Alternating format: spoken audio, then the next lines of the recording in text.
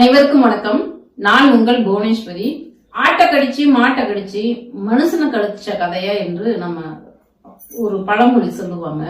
ஆனா இப்ப அதை நம்ம நேர்ல பார்க்க வேண்டியதா இருக்குது.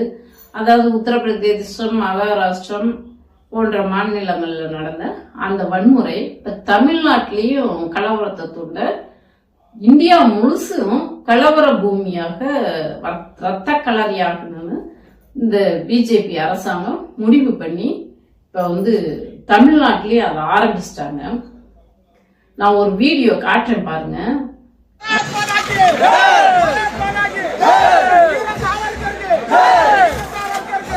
பாத்தீங்களா?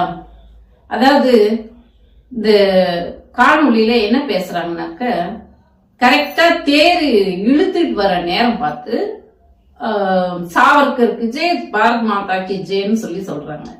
கோவிலுக்கு தேர் இழுப்பதற்கும் சாவர்கர் என்ன தொடர்பு? இது எங்க நடந்ததுன்னு பார்த்தாக்க, கன்னியாகுமரி மாவட்டத்துல சிவன், பிரம்மா, விஷ்ணு இந்த 3 பேரும் அங்க இருக்காங்க. அந்த கோயில் 3 பேர்த்துக்கும் சொந்தமாக இருக்கக்கூடிய கோவில்ல வடம் பிடிக்கிற தேர் இழுக்கிற நிகழ்ச்சி. அந்த நிகழ்ச்சி தேர் இழுக்கும் போதுதான் இந்த மாதிரி கோஷமிடுறாங்க.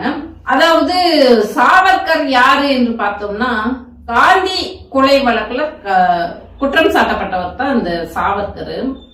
எதுக்காக இந்த கொலையை தூண்டினாரு, கோட்ஸே கொண்டாருன்னா அது எல்லாத்துக்குமே தெரியும். இஸ்மாயில்ட்டு பேர் குத்திட்டு போய் கோட்ஸே காந்திய கொன்னது. இந்த கோட்ஸே கொல்றதுக்கு தூண்டுதலா இருந்தவர் தான் இந்த வீர சாவர்கர். ஏன் காந்திய கொண்டாங்கன்னாக்க, அவர் மதச்சார்பின்மையை வலியுறுத்துறாரு, சாதியை ஒழிக்கணும்னு சொல்றாரு என்பதற்காக அனைத்து மதமும் யாரு அவங்க பன்முகம் கொண்டதுதான் இந்திய நாடு என்று சொல்லி பேசினாரு, அதை வலியுறுத்தினாரு. இன்னைக்கு அரசியல் அமைப்பு சட்டத்துல செக்குலரிசம் என்று ஒண்ணு இருப்பதற்கு காரணமே அன்னைக்கு மகாத்மா காந்தி அவர்கள் வலியுறுத்துறது தான். அதனாலதான் இன்னைக்கு அந்த செக்குலரிசம் என்ற அந்த மதச்சார்பின்மை என்பது இருக்கிறது. அப்போ அதுக்காக காந்தியை கொண்டாங்க. அந்த காந்தியை கொண்டவன் பேரை, காந்தி கொன்னதுக்காக தூண்டுதலா இருந்த அந்த சாவர்கர் பேரை இங்க கோவில் தேர் இழுக்கும் விழாவுல எதுக்காக ஜே போடணும் இல்லைங்களா? எல்லாம் அங்க வரவங்களா யாரு? பக்தர்கள் சாமியை வணங்கறதுக்காக அங்க வருவாங்க. வந்த இடத்துல வேணுன்னு ஜே போடுறாங்க. சாவர்கருக்கு ஜே, பாரத் மாதாக்கு ஜே என்று சொல்லி ஜே போடுறாங்க. உடனே அங்க இருக்கிற அமைச்சர் சேகர் பாபு அவர்கள் சத்தம் போட்டு தடுத்துட்டாரு. ஆனாலும் இவங்க தொடர்ந்து இந்த சங்கி கூடாரங்கள், இந்த RSS பின்னணி கொண்ட இந்த ABVP, ABPV மற்றும் இந்த இந்து அமைப்புகளை சேர்ந்தவங்க தமிழ்நாட்டுல தொடர்ந்து கலவரத்தை மூட்டுவதற்கு முயற்சி பண்ணிக்கிட்டே இருக்கிறாங்க. திருப்பரங்குன்றத்துல பார்த்தோம். அங்க மதுரையில ஒரு ஸ்கூல்ல RSS பயிற்சி கொடுக்கறத கண்டிச்சு நம்ம ஒரு வீடியோ போட்டிருக்கோம். அது வேணா பார்த்து தெரிஞ்சுக்கோங்க, டிஸ்கிரிப்ஷன்ல வைக்கிறேன். இப்போ இந்த நடக்கிற இந்த கொலை, சட்டம் ஒழுங்கு பிரச்சனை நடக்கிறதுக்கும் கூட இவங்க தான் தூண்டுதலா இருந்து கஞ்சா குடிச்சிட்டு போய் பண்ணுங்கடான்னு சொல்லி இந்த பிஜேபி காரங்க தான் கட்டாயம் அவங்களோட வேலையாத்தான் இருக்கும். வேணும்னு தமிழ்நாட்டுல சட்டம் ஒழுங்கு பிரச்சனை ஏற்படணும் என்பதற்காக இந்த மாதிரி வன்முறைகளை ஏவி விட்டுட்டு இருக்காங்க. அக்கா கனிமொழி அக்கா அவர்கள் சிந்தூர் ஆபரேஷனுக்கு பன்னாடுகளுக்கு அந்த ஆபரேஷனை எடுத்துரைக்கிறதுக்காக போயிருக்கும் போது, அப்ப இந்தியாவோட பெருமை என்னன்னு சொல்லி கேட்கும்போது அக்கா சொன்னது, இந்திய உலக அளவுல ட்ரெண்ட் ஆனது, யுனைட்டி அண்ட் டைவர்சிட்டி என்று அவங்க பேசுனது உலக அளவுல ட்ரெண்ட் ஆனது அன்னைக்கு பேசுனது. அப்படி உலகமே இந்தியாவோட பன்முகத்தன்மையை வரவேற்கும் போது, வேற்றுமையில் ஒற்றுமையை வரவேற்கும் போது, இந்த சங்கிகள் பிஜேபி இப்ப நம்ம வீட்டுல ஒரு தப்பு பண்ணாக்க, நம்ம பிள்ளைங்க நம்மள தெரியாம ஏதோ ஒரு சிகரெட் குடிக்கிறாங்க, நம்ம உடனே கண்டிப்போமா இல்லையா, இப்படி எல்லாம் பண்ணக்கூடாது, செய்யாது, தப்பு, அது உடம்புக்கு ஆகாது என்று சொல்லி கண்டிப்போம் இல்ல. ஆனா இந்த மோடி கண்டிக்கிறாரா என்று பார்த்தா அவர் அமைதியா இருக்கிறாரு. ஏற்படுற கலவரத்தை பார்த்துட்டு தூண்டி விட்டுக்கிட்டு அமைதியா இருக்கிறாரு.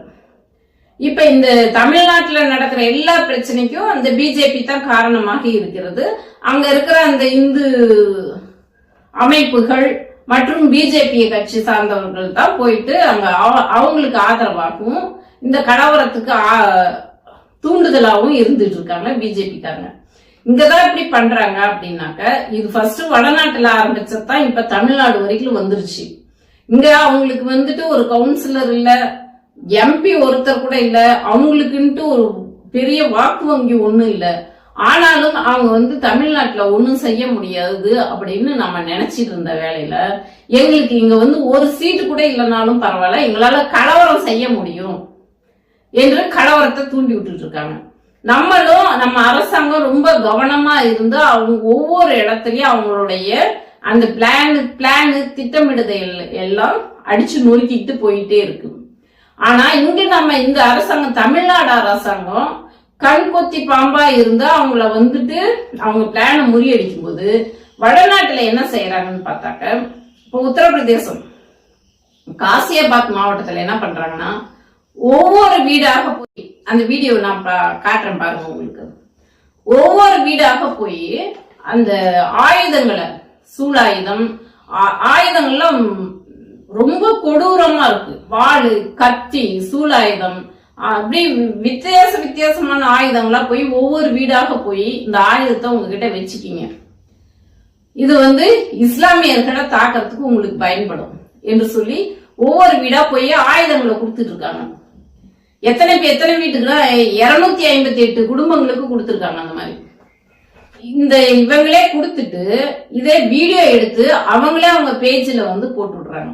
ஒளிவு மறைவாலாம் செய்யல, யாரும் திருட்டுத்தனமாலாம் இந்த வீடியோவை எடுக்கல, அவங்களே அவங்க பேஜ்ல போட்டுட்டு பேஸ்புக்கு, இன்ஸ்டாகிராம், ட்விட்டர்ல இந்த மாதிரி சோசியல் மீடியாவில போட்டுவிட்டு அவங்களே ட்ரெண்டிங் பண்ணி விடுறாங்க. அது ஒரு பக்கம் இருந்தாலும், மகாராஷ்டிராவில் ஒரு பொண்ணுக்கு பிறந்த நாள் பார்ட்டி, அந்த பார்ட்டிக்காக ஒரு கிறிஸ்தவர் பாதிரியார் ஒருத்தர் போறாரு. போன இடத்துல அவரு வந்துட்டு மதம் மாற்றம் செய்ய வந்துட்டாங்க என்று சொல்லி அவர் மேல புகார் கொடுத்து அவரை வந்து கைது பண்ணிட்டாங்க ஒரு ஃபங்க்ஷனுக்கு போன இடத்துல. அதே போலதான் உத்தரப்பிரதேசத்துல பரேலி மாவட்டத்துல வந்துட்டு ஒரு பொண்ணுக்கு, நர்சிங் படிக்கிற ஒரு பொண்ணுக்கு வந்து பர்த்டே. அந்த பர்த்டே பார்ட்டிக்கு 2 இளைஞர்கள் போறாங்க, இஸ்லாமிய இளைஞர்கள்.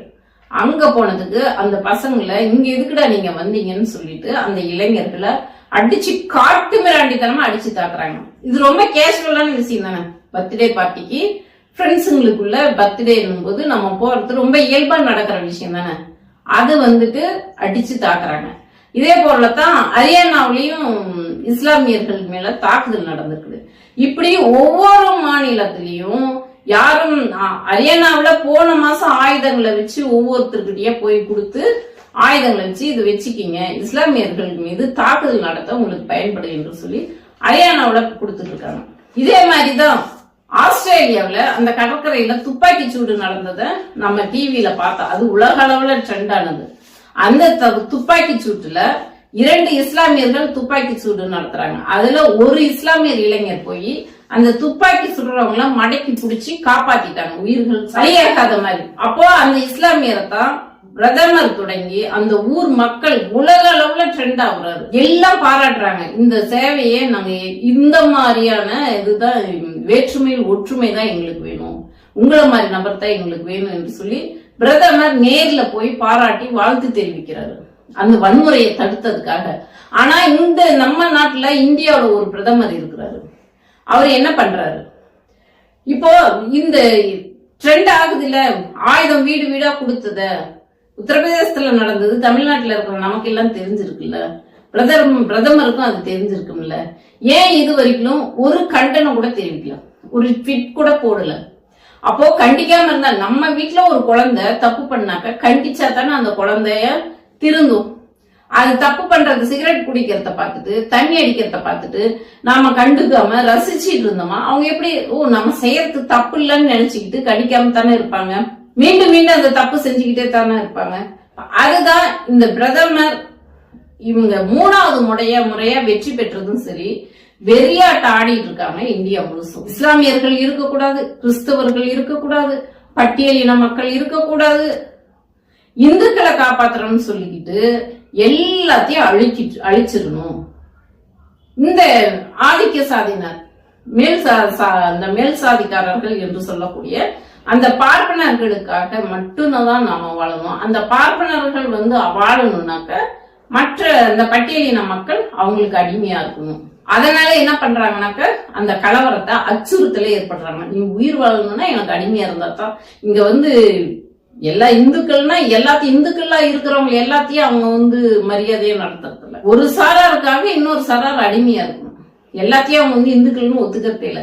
இப்ப நம்ம தமிழ்நாட்டிலே எல்லாரும் இந்துக்களாக ஒற்றுமையா இருக்கும்போது இந்த இந்து தீவிரவாத அமைப்பை சேர்ந்த RSS கும்பலை சேர்ந்தவங்க இங்கேயும் இப்ப கலவரம் பண்ண ஆரம்பிச்சிட்டாங்க. இது எவ்வளவு பெரிய ஆபத்தை நோக்கி இந்தியா போயிட்டு இருக்குது. 3வது முறை மோடி வெற்றி பெற்றதுக்கு அப்புறம் வெறி கொண்டு அலையிறாங்க. வங்கதேசத்துல ஒரு இந்து கொண்டுட்டாங்கன்றதுக்கோசரம் சிறுபான்மையினரா இருக்காங்கன்ட்டு கொள்றாங்கன்னு அங்க வங்கதேசத்துல கொண்டவங்களுக்காக இங்க இருக்கிற இந்த இந்து தீவிரவாதிகள் கண்டனம் தெரிவிக்கிறாங்க, போராட்டம் நடத்துறாங்க. அப்போ நீங்க இந்த சிறுபான்மையினர்களை கொண்டுட்டு இருக்கிறீங்க, அதுக்கு என்ன அர்த்தம்? வடிவேல் சொல்ற மாதிரி தான், உனக்கு வந்தா ரத்தம் எனக்கு வந்தா தக்காளி சட்னியா? வடிவேல் கேட்கிற மாதிரி தானே இருக்கு. இதே நான் தானே அவங்களுக்கும். அங்க சிறுபான்மையினர் நீ கேட்கறதுக்கு உனக்கு என்ன தகுதி இருக்குது? முதல்ல வங்கதேசத்துல நடக்கிறத பத்தி கேட்கறதுக்கு நீங்க வெறியாட்டம் ஆடிட்டு இருக்கிற சிறுபான்மையினர்கள் மீது அது கேட்கறதுக்கு உனக்கு என்ன தகுதி இருக்கு? இது இப்போ உலக அளவுல பேசும் பொருளாகி இப்ப அமெரிக்காவில கிறிஸ்தவர்கள் மீது தாக்குதல் இவங்க நடத்தினதை பார்த்துட்டு கிறிஸ்துமஸ் அப்ப எல்லாம் சர்ச் எல்லாம் உடைச்சாங்கல்ல, கொண்டாட முடியாம பண்ணாங்கல்ல, இதையெல்லாம் பார்த்த அமெரிக்கர்கள் ட்ரம்ப் மோடியை கூப்பிட்டு கண்டிக்கிறாரு. ஏறக்குறைய இந்த RSS அமைப்பே தடை செய்யும் நிலைமையில ஆபத்தான நிலைமையில இருக்கு. ஆனா அது ஒரு பக்கம் இருந்தாலும் தமிழ்நாடு அமைதி பூங்காவாக இருந்தது. இப்ப தமிழ்நாட்டுக்குள்ளேயும் கலவரத்தை தூண்டி விட பாக்குறாங்க. நம்ம அரசாங்கம் கலவரம் ஏற்படாத அளவுக்கு தடுத்துட்டு இருக்குது. மக்கள் இத ரொம்ப ஒரு ஆபத்தான ஒரு சூழ்நிலைய பார்க்கணும். இந்த சங்கி கூடாரங்கள் தமிழ்நாட்டுல இல்லாத அளவுக்கு அவங்க மீண்டும் அந்த நோட்டாவுக்கு கீழே போகணும். 0ல அவங்க பிஜேபின்றவங்க நிக்கணும். நீங்க கலவரத்தை ஏற்படுத்தினா இங்க உனக்கு இத்தான் நிலைமை என்று நம்ம தமிழ்நாட்டு மக்கள் அவங்களுக்கு பாடம் புகட்டும். இப்ப தமிழ்நாட்டுல இவங்க இந்த ஆட்டம் ஆடுறதுக்கெல்லாம் அதிமுக ஒரு காரணமாக இருக்கிறது. அவங்க கூட கூட்டணி வைக்கிற கட்சிகள் காரணமாக சதி செஞ்சிட்டு இருக்காங்க. அந்த பிஜேபி கூட கூட்டணி வச்சுக்கிட்டு யாரு வந்தாலும் அவங்கள டெபாசிட் இழக்க வைக்கணும். இதுதான் அவங்களுக்கு ஒரு தண்டனையா இருக்கும். பிஜேபி கூட கூட்டணி வைக்கிறவங்களுக்கு இதுதான் தண்டனையாக இருக்கணும். இது தமிழ்நாட்டு மக்கள் புரிஞ்சு நடந்துக்கணும். இந்த காணொலியை பார்த்துட்டு இருக்கிறீங்க, உங்களுடைய கருத்துக்களும் இந்த மாதிரி மத கலவரத்தை தூண்டி இருக்கிற இந்த பிஜேபியை நம்ம எப்படி எதிர்கொள்ளலாம் என்று உங்களுடைய கருத்தை நம்ம கமெண்ட்ல தெரியுங்க. நன்றி, வணக்கம்.